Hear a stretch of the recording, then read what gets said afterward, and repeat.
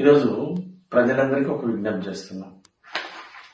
తెలుగుదేశం ప్రభుత్వం అధికారంలోకి వచ్చింది. ముఖ్యమంత్రి చంద్రబాబు నాయుడు గారు ఈరోజు రాష్ట్రంలో ఎక్కడ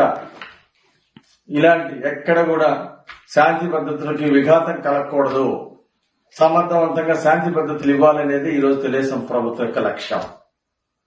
ఈరోజు వినుకొండలో తొలి ఏకాదశి పండగ రోజు ఒక దారుణమైనటువంటి హత్య జరగటం చాలా చాలా బాధాకరం. దీనికి కారణం ఈరోజు హత్య చేసినటువంటి జిలాని, అలాగే చనిపోయినటువంటి వ్యక్తి ఇద్దరు వైఎస్ఆర్ పార్టీలో తిరిగినటువంటి వాళ్ళు, వైఎస్ఆర్ పార్టీ గ్యాంగ్ లో తిరిగినటువంటి వాళ్ళు, అలాగే వైఎస్ఆర్ పార్టీ లీడర్లతో తిరిగినటువంటి వాళ్ళు. హత్య చేసిన ఆయన, అలాగే హత్య గావించబడ్డ ఆయన ఇద్దరు వైఎస్ఆర్ పార్టీలో తిరిగినటువంటి వాళ్ళు. వాళ్ళిద్దరి మధ్య వ్యక్తిగతంగా గొడవలు ఉన్నాయని చెప్పేసి గతంలో జిలానీ మీద అటెంప్ట్ మర్డర్ కేసు నమోదయ్యింది. వీళ్ళిద్దరి మధ్య కేసులు నమోదైంది. అప్పుడు ఇది వ్యక్తిగత కారణాలను మీరు శవ రాజకీయాలు ఏ విధంగా చేస్తారు? మీరు వ్యక్తిగత రాజకీయాల్ని పార్టీలకు ఏ విధంగా చుడతారు? సిగ్గుందా మీకు? వ్యక్తిగత రాజకీయాలని పార్టీలు చుట్టడం చాలా దుర్మార్గం. ప్రజల అమాయకులు అనుకోవద్దు. ఈరోజు ఈ శవ రాజకీయాలు ఇప్పుడైనా మానుకోండి. ప్రజలు చిత్తుగా ఓడించిన తర్వాత అయినా మీకు బుద్ధి రాకపోవడం చాలా బాధాకరం.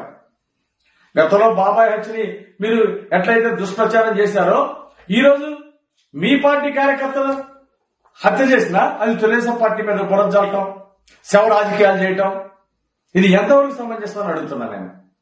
ఇప్పటికైనా శవ రాజకీయాలు మానుకోండి. ఇది చాలా దుర్మార్గం. సిగ్గుపడాలి. ఇలాంటి శవ రాజకీయాలు చేయడానికి చాలా సిగ్గుపడాలా? ఏది ఏమైనా సరే ఇలాంటి హత్య జరగడం చాలా బాధాకరం. దీన్ని కఠినంగా వ్యవహరిస్తుంది తెలుగుదేశం ప్రభుత్వం. ఎవరైతే ఈ దాడులకు హత్యకు పాల్పడ్డారో, ఎవరైతే ఉన్నారో వాళ్ళందరినీ కూడా కఠినంగా శిక్షిస్తాం. అధికారులకు ఆదేశించడం జరిగింది. ఈ హత్య నేరంలో ఎవరెవరికైతే సంబంధం ఉందో వాళ్ళందరి మీద కఠినంగా వ్యవహరించాలి, అందరిని అరెస్ట్ చేయాలి, కఠినంగా శిక్షించాలని చెప్పేసి మేము అధికారులు ఎస్పీని కోరాం.